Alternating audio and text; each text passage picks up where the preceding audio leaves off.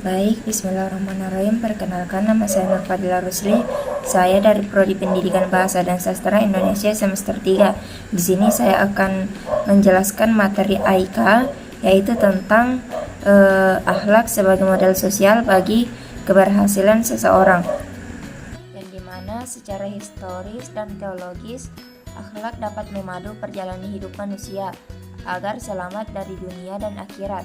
Tidaklah berlebihan bila misi utama kerasulan Muhammad Shallallahu Alaihi Wasallam adalah untuk menyempurnakan akhlak manusia.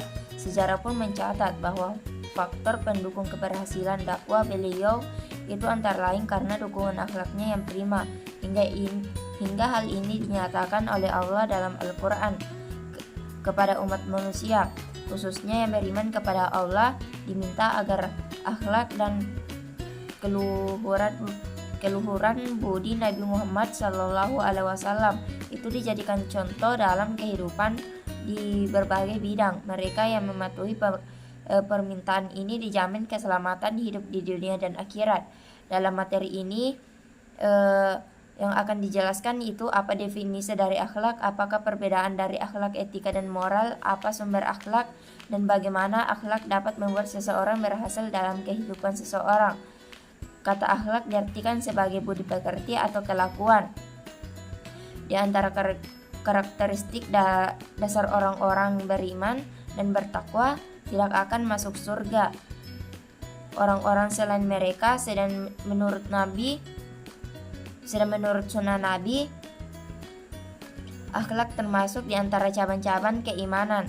Tidak sempurna keimanan seseorang kecuali ia menghias diri dengannya dan menggosokkan diri dari akhlak buruk. Oleh karena itu, nilai-nilai Al-Quran dinyatakan dengan akhlak. Kata akhlak merupakan bentuk jamak dari khuluq yang tercantum dalam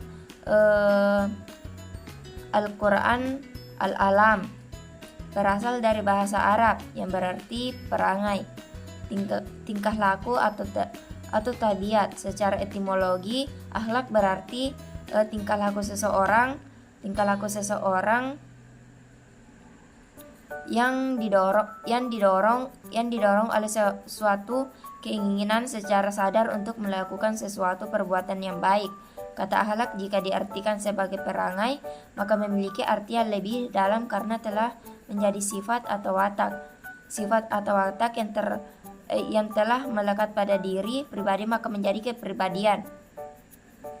Pengertian etimologis termasuk berimplikasi bahwa akhlak mempunyai kaitan dengan Tuhan Pencipta yang menciptakan manusia luar dan dalam, sehingga tuntunan akhlak harus dikali dan juga persesuaian dengan kata makhluk yang mengisyaratkan adanya sumber akhlak dari ketetapan manusia bersama, sehingga dalam hidup manusia harus berakhlak yang baik menurut ukuran Allah dan ukuran manusia.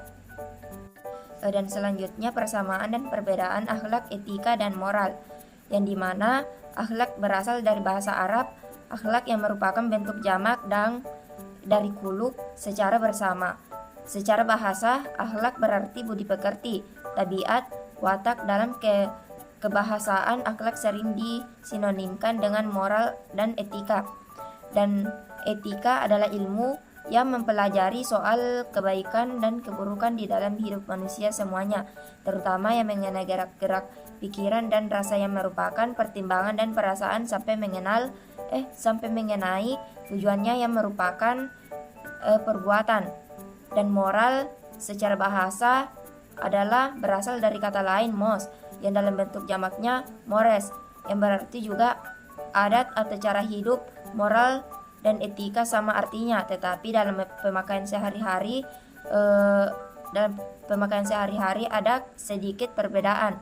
Moral atau moralitas dipakai untuk perbuatan yang sedang dinilai, sedangkan etika dipakai untuk pengkajian sistem nilai-nilai yang ada. Moral juga merupakan istilah yang digunakan untuk memberikan batasan terhadap aktivitas manusia dengan nilai ketentuan baik dan buruk, dan benar atau salah. Jika dalam kehidupan sehari-hari dikatakan bahwa orang tersebut orang tersebut bermoral, maka yang dimaksudkan adalah bahwa orang tersebut tingkah lakunya baik. Dan persamaan akhlak, moral, dan etika, ada beberapa persamaan antara akhlak, etika, dan moral yang dapat dipaparkan sebagai berikut. Yang dimana akhlak, etika, dan moral mengacu kepada ajaran atau gambaran tentang perbuatan, tingkah laku, sifat, dan perangai yang baik. Dan akhlak, etika, moral merupakan prinsip atau aturan hidup manusia untuk menakar martabat dan harakat kemanusiaannya. Sebaiknya semakin rendah kualitas akhlak, etika, moral atau seseorang atau sekelompok orang, maka semakin rendah pula kualitas kemanusiaannya. Dan selanjutnya yaitu akhlak sebagai modal sosial bagi keberhasilan hidup seseorang. Dan tujuan akhir dari akhlak yaitu memutuskan dari diri kita dari cinta kepada dunia dan menancapkan dalam diri kita cinta kepada Allah Subhanahu wa taala. Maka tidak ada lagi sesuatu yang dicintai selain berjumpa dengan zat ilahi Robbi dan tidak menggunakan semua hartanya kecuali karenanya.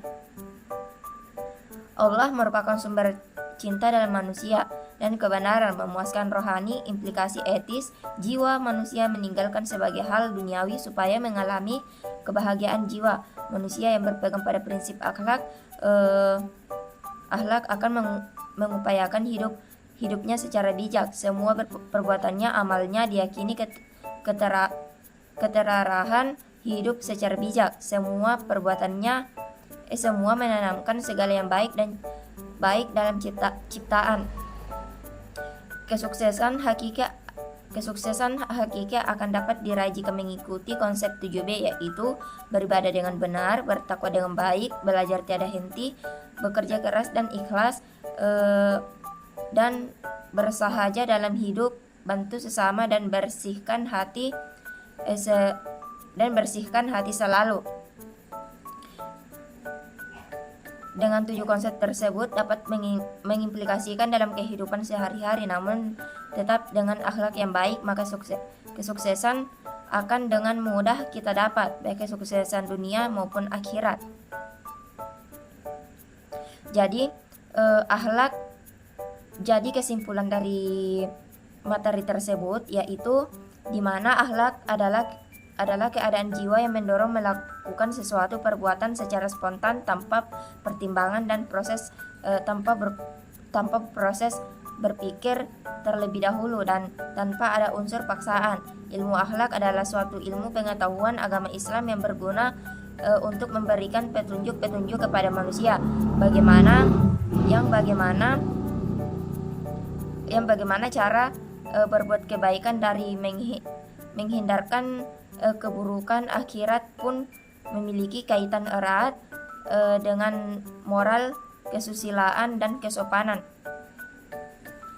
Pembahasan mengenai ruang hidup ilmu akhlak adalah tentang perbuatan manusia yang mendorong kepada baik dan buruknya.